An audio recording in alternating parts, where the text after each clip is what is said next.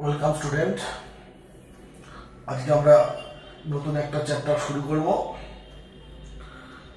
তার নাম হচ্ছে স্থিতিবিজ্ঞান বা স্ট্যাটিক্স। স্থিতিবিজ্ঞান বা স্ট্যাটিক্স আমরা মেকানিক্স পড়ছি। মেকানিক্স মানে বলবিদ্যা। সেই বলবিদ্যার দুটো পার্ট, একটা হচ্ছে গতিবিজ্ঞান বা গতিবিদ্যা যা বলবে, আর একটা হচ্ছে স্থিতিবিজ্ঞান বা স্ট্যাটিক। আমরা যদি মেকানিক্স বা বলবিদ্যাকে ভাগ করি, মেকানিক্স বা বলবিদ্যা এর দুটো পার্ট, একটা হচ্ছে ডাইনামিক্স বা গতিবিজ্ঞান,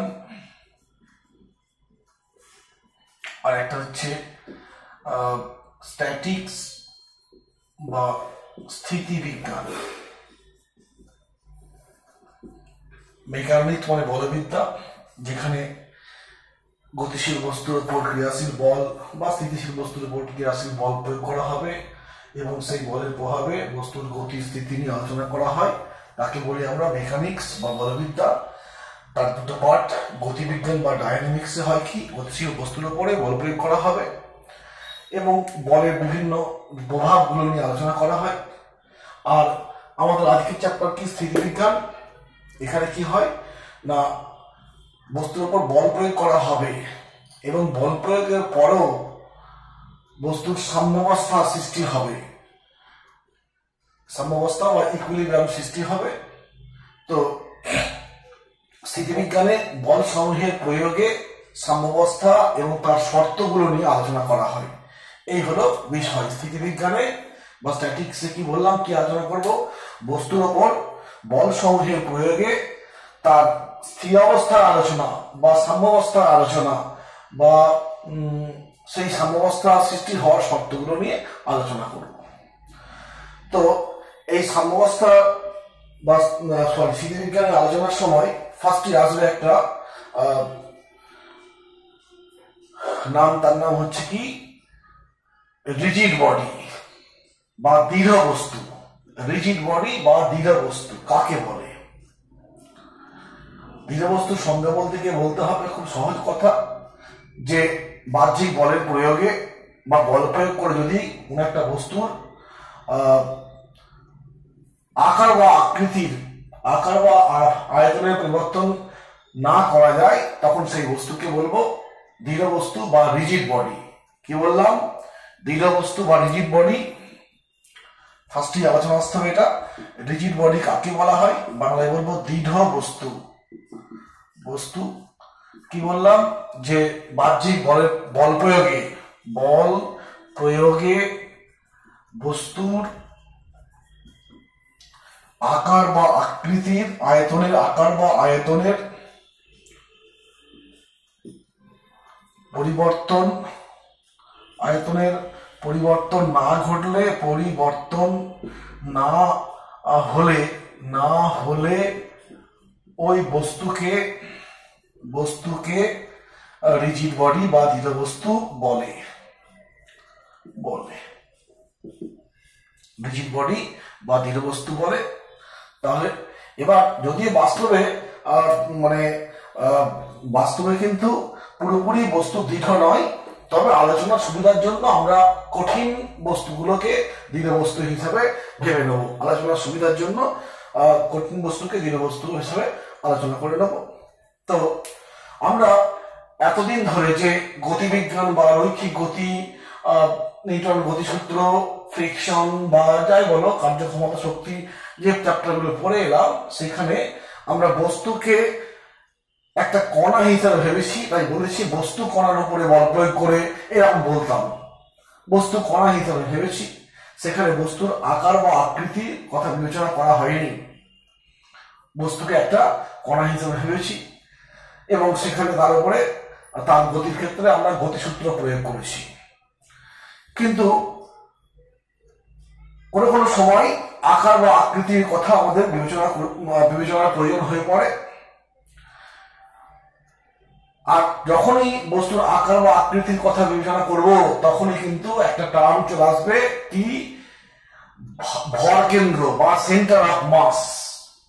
যখনই বস্তুর গতির সময় আকার আকৃতির কথা বিবেচনা করা হবে তখনই একটা টার্ম চলে আসবে সিএম বা centre of mass. Centre of mass সংক্ষেপে আমরা বলবো সিএম, বাংলায় বলবো ভর কেন্দ্র। তো ভর কেন্দ্র কি? ভর কেন্দ্র একটা বিন্দু, এক কথায় ভর কেন্দ্র একটা বিন্দু। কেমন বিন্দু? ধরে নেওয়া হয় একটা বস্তুর সমস্ত ভর ওই বিন্দুতে কেন্দ্রীভূত আছে। কি বললাম? সংজ্ঞা কি বললাম? যে ভর কেন্দ্র হলো এমন একটা বিন্দু যে বিন্দুতে বস্তুর সমস্ত ভর কেন্দ্রীভূত আছে বলে ধরে নেওয়া হয়। আমি একটু মুছি।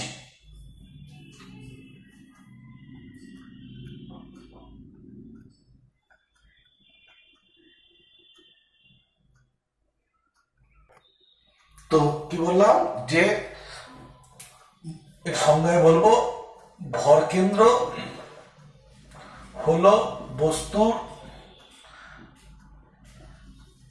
এমন একটি বিন্দু যে বিন্দুতে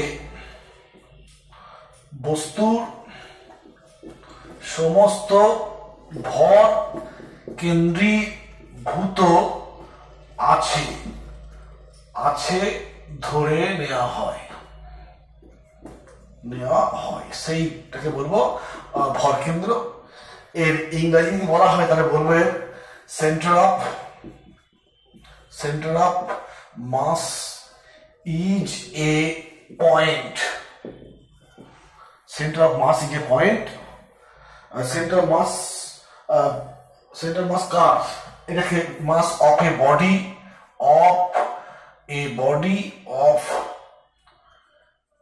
বডি বলতে পারি, অর সিস্টেম এটা বলতে পারি। বস্তু সংস্থা বা বস্তু সংস্থা where the complete point where the complete mass is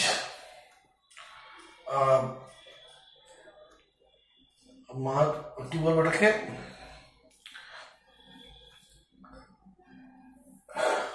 center of mass of a body or system is a point where the complete mass of the system is concentrated.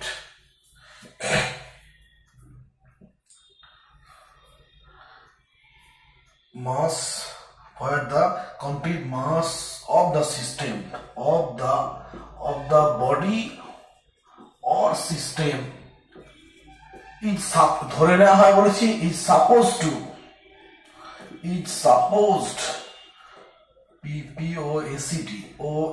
supposed to be concentrated এরকম ভাবে ইংরেজিটা বলা হয়। দরকার নেই, শুনে নাও একটু যে সেন্টার অফ মাস কাকে বলে আমি বললাম। আমরা সেন্টার অফ মাসের অনেক সংজ্ঞা আস্তে আস্তে বার করবো। আমি একটা বলেছি যে ধরে নেওয়া হয় যে এমন একটা বিন্দু যেখানে বস্তুটার সমস্ত ভর কেন্দ্রীভূত আছে বা জমা হয়ে আছে। আমরা যে রৈখিক গতি একদিন আলোচনা করেছি সেখানে বস্তু কণা বলেছি। এখানে অ্যাকচুয়ালি বস্তু কণাটা কি, না কোন কণাটা? এই সেন্টার অফ মাসে থাকা যে ভরটা, সেই কণাটাকে বলছি আমরা বস্তু কণা। অর্থাৎ আমরা একদিন যে আলোচনা করেছি জড়বস্তুর উল্লেখ না করে, বস্তুর উল্লেখ না করে আমরা বস্তুকে বলেছি, সেটা অ্যাকচুয়ালি বস্তু কণার সেন্টার অফ মাসকে আমরা বিবেচনা করেছি। বস্তু কণা বলতে কি না, বস্তুর সেন্টার অফ মাসটাকে আমরা বিবেচনা করেছি। হলো এই একটা দিক গেল। আবার দেখো, যদি একটা বস্তু কণার উপরে একটা কণা বিন্দু ভর, সেই কণার উপরে বল প্রয়োগ করা হয় তাহলে কি হবে? একটা কণা, এখানে একটা কণা আছে, কণা ভর আছে, তার বিন্দু ভর যাকে বলবো, একটা বিন্দু সম ভরের বস্তুর ভর, একটা বস্তুর ভরটা একটা বিন্দু ভেবে নিচ্ছি, বিন্দু ভর, তার উপর যদি আমি বল প্রয়োগ করি তাহলে কি হবে? সেই বস্তু কণাটার কি হবে? একটা কণার কি হবে না, রৈখিক গতি সৃষ্টি হবে, কোনো ঘূর্ণন গতি কিচ্ছু সৃষ্টি হবে না, একটা কণা অর্থাৎ চলে যাবে, যেদিকে বল সেদিকে চলে যাবে, কোনো রকম কোনো রৈখিক ঘূর্ণন গতি বা আবর্ত গতি সৃষ্টি হবে না। কিন্তু একটা বস্তু যখন বলবো তার মধ্যে অসংখ্য কণা আছে, বা বস্তু সংস্থা বলবো তার মধ্যে অনেকগুলো বস্তু যুক্ত হয়ে আছে, সেই রকম বস্তুর ক্ষেত্রে যদি বল প্রয়োগ করি সেখানে শুধুমাত্র কিন্তু রৈখিক গতির সৃষ্টি হবে না, আবর্ত গতির সৃষ্টি হতে পারে, ঘূর্ণন গতির সৃষ্টি হতে পারে। আমরা একটা উদাহরণ দিয়ে বলছি যে ধরো এইখানে একটা বস্তু আছে, সেই বস্তুর আমি এই বরাবর বল প্রয়োগ করলাম, ধরো F1 মানের বল প্রয়োগ করেছি, দেখলাম রৈখিক গতি হলো, রৈখিক গতি হলো। আর একটা বল প্রয়োগ করলাম এই বরাবর, সেক্ষেত্রে রৈখিক গতি হলো। আর একটা বল প্রয়োগ করলাম এই বরাবর, সেই ক্ষেত্রে রৈখিক গতি হলো।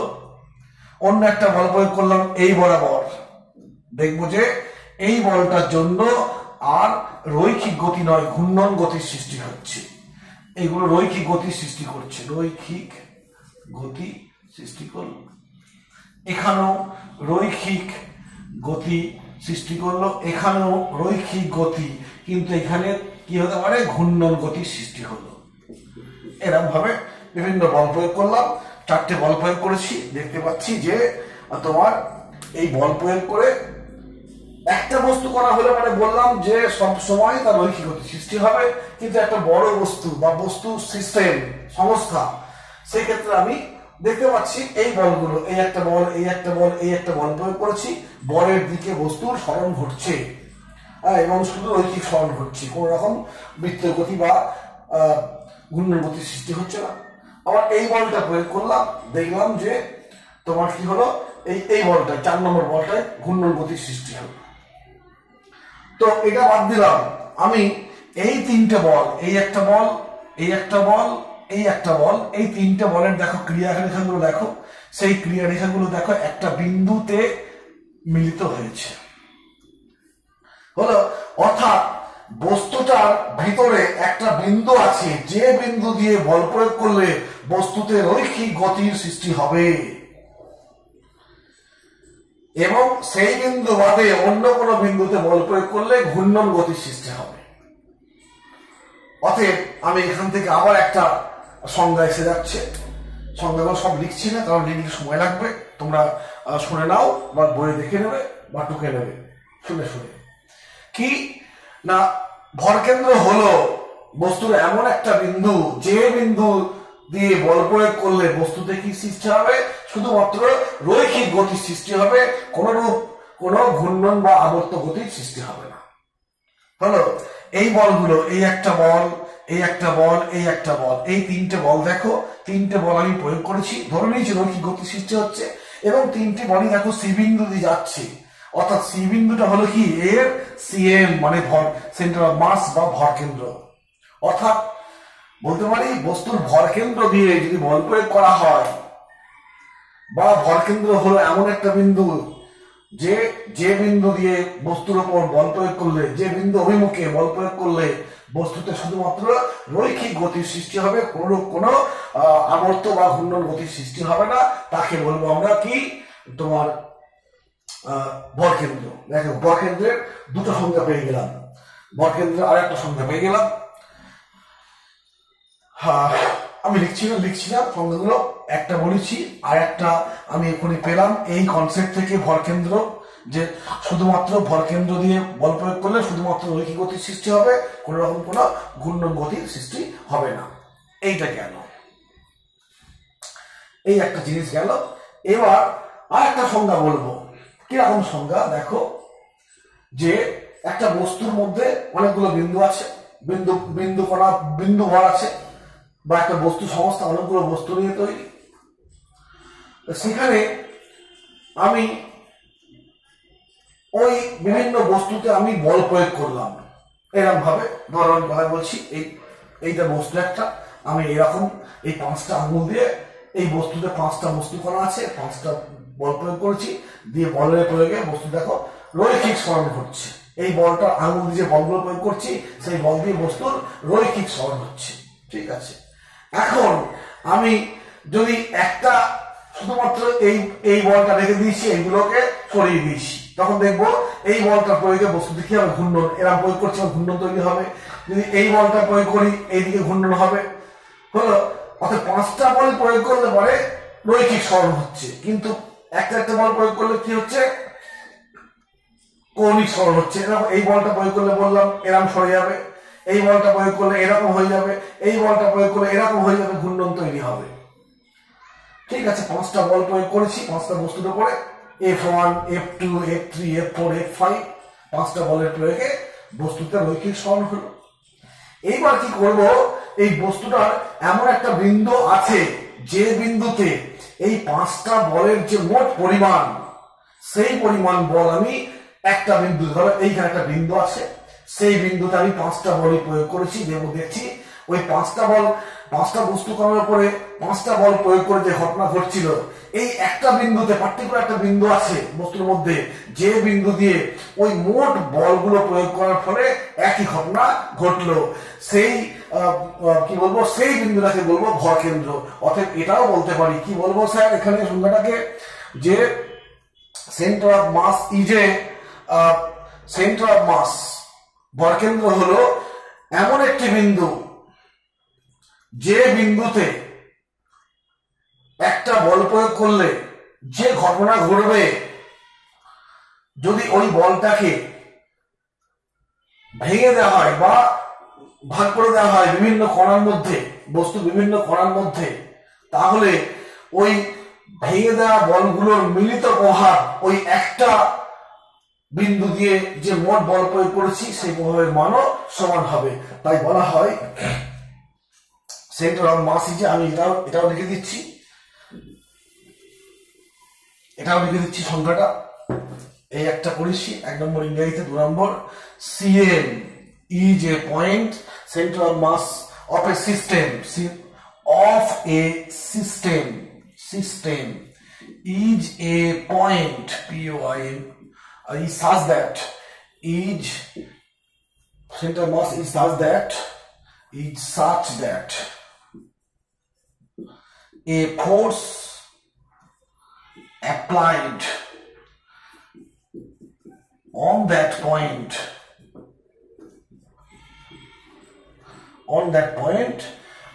it will give an effect, it will give same effect when the force divided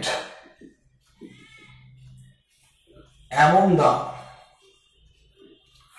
particle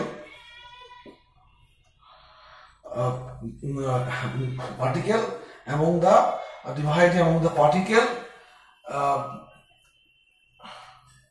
divided among the divided and applied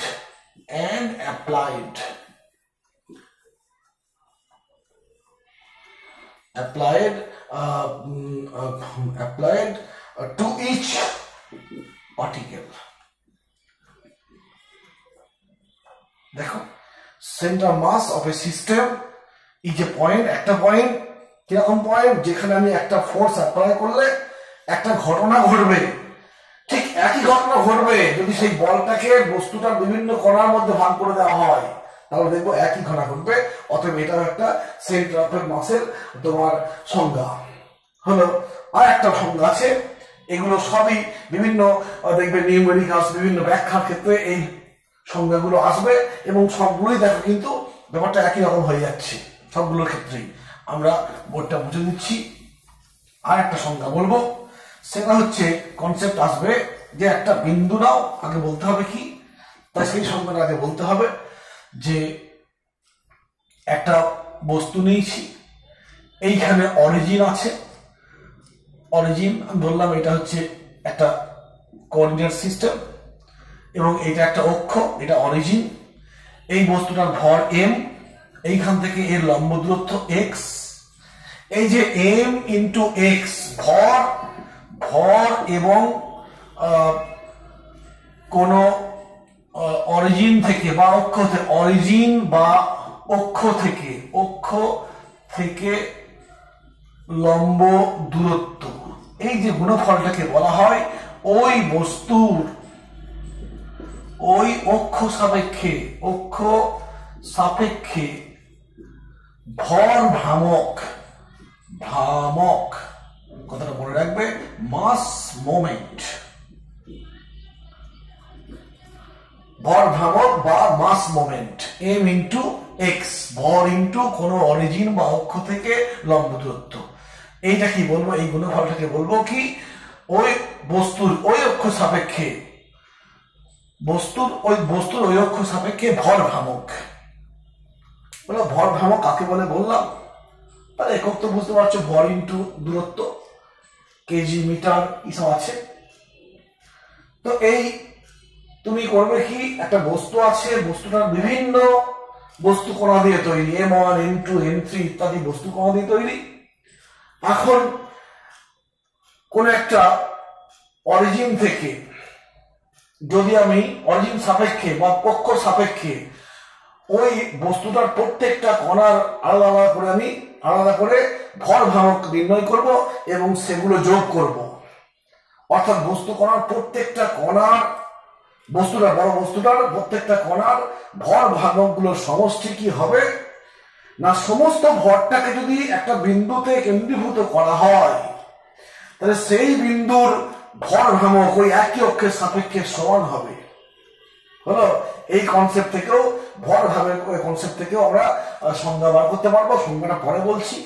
এই ভর ভ্রামকের সাহায্যে আমরা এখন কিভাবে মানে সেন্টার মাসের সংজ্ঞা এবং তার ক্যালকুলেশন করা হয়, ভরকেন্দ্রের ক্যালকুলেশনটা কিভাবে করবো আমরা সেটা এখন নির্ণয় করব। কি বললাম ব্যাপারটা বোঝার চেষ্টা করো, যে আচ্ছা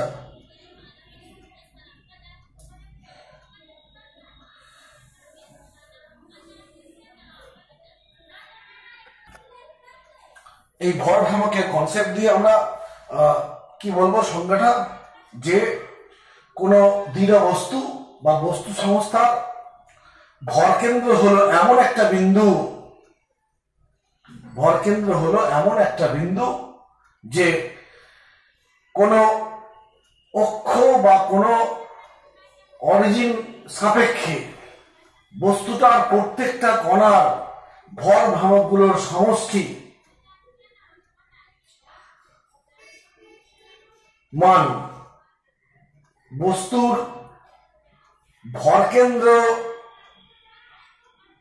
কেন্দ্রীভূত থাকা মোট ভরের ওই একই বিন্দুর সাপেক্ষে ভর ভ্রামকের সমষ্টির সমান হলো। এই হলো সংজ্ঞা।